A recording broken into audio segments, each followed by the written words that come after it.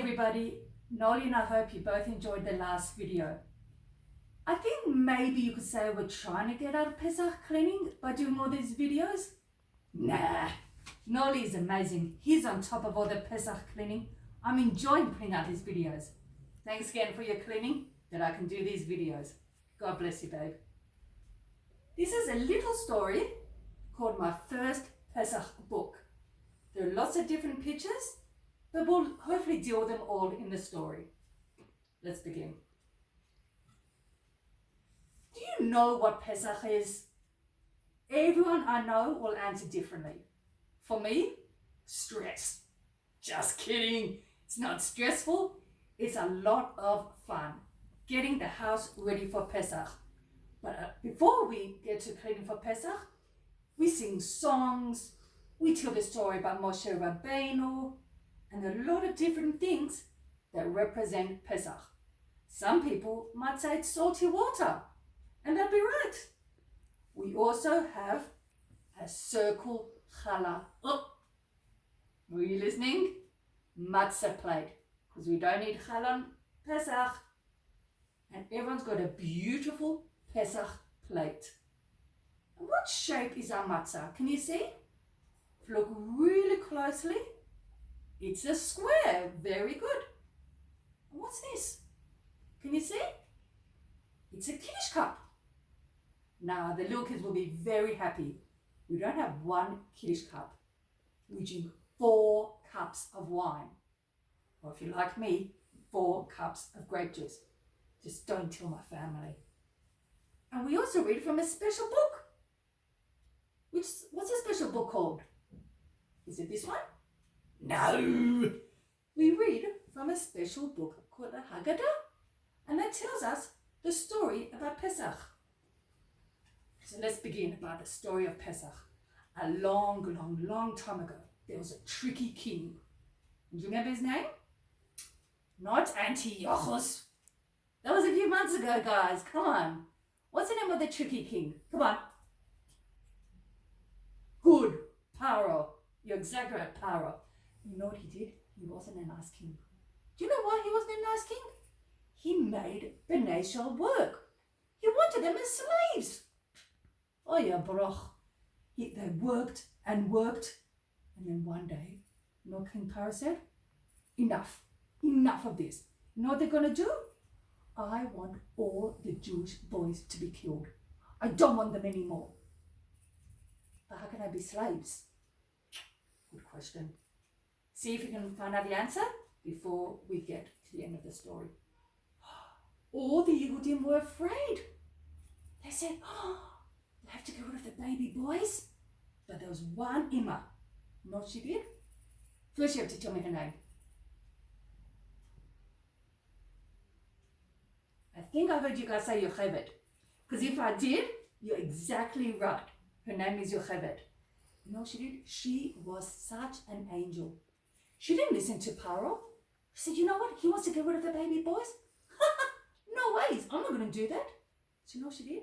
She put her little baby Moshe in a basket and put him in the water.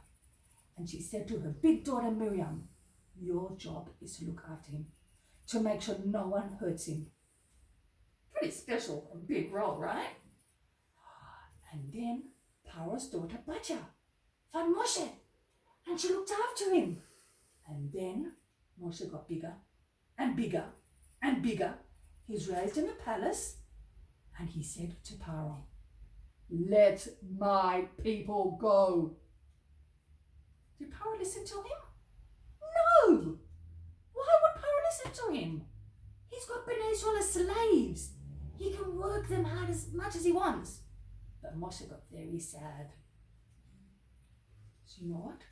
Hashem said to Moshe, he's not going to listen, Paro. He's going to get a punishment.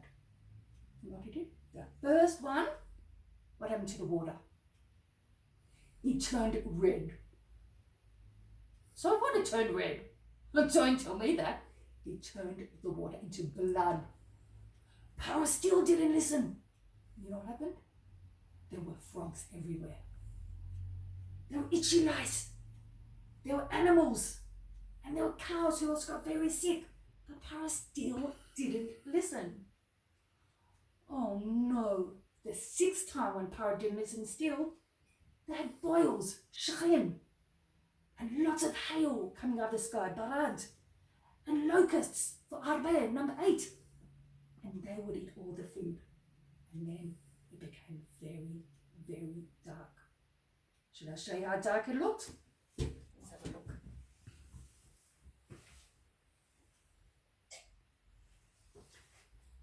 It was as dark as that. But I don't want to get too scared. So let's turn it back on. Look what else happened. Sorry about that, guys. Back to the story at hand. Paro, all of the people who were the firstborn, Hashem did a miracle that they got very sick and they didn't survive. And then, hooray! Paro said, you know what? Now Bnei Israel can go. Enough of this. And then Bnei Israel were under pressure. Just like now, right, Amos? They said, you know what?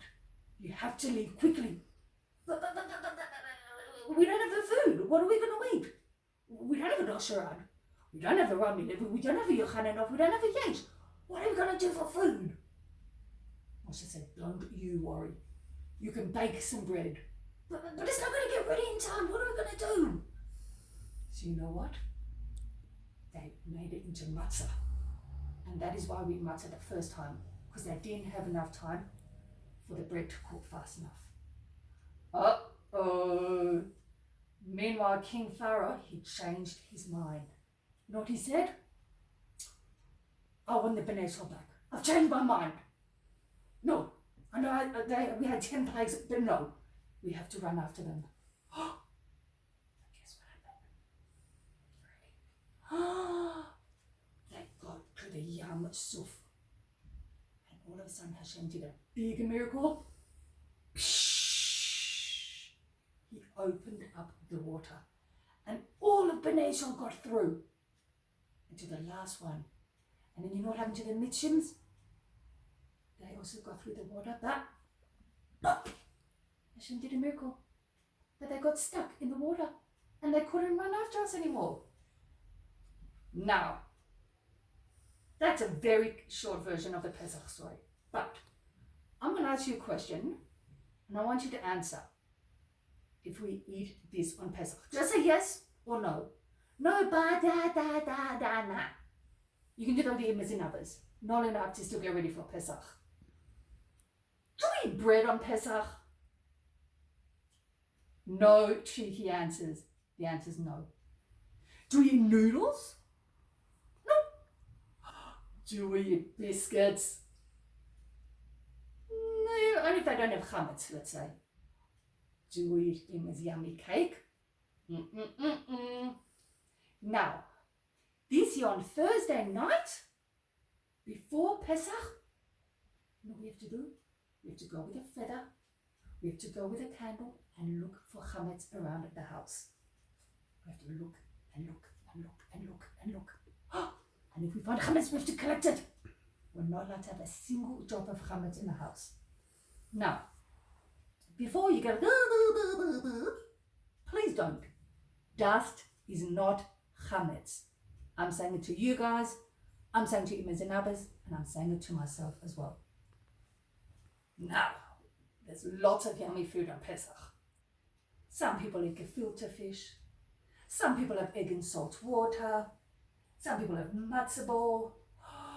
They have to have a special sticker, kosher Pesach. Otherwise, it's not good enough. Now, in Eretz Yisrael, we only have one Seder. So you better get it right. We go with our families and we eat some yummy food. We have Kiddush wine, and we also do something special to Kiddush wine. Kiddush wine, cinnamon, nuts, and apple. We mush it together. And what do we make? Charoset. Very good. And here's a big Seder plate. We have maror.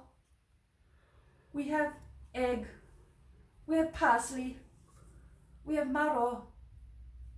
We also have the shank bone. And you can ask your imams and abbas why we do these things. Or better still, you can tell them why we do it.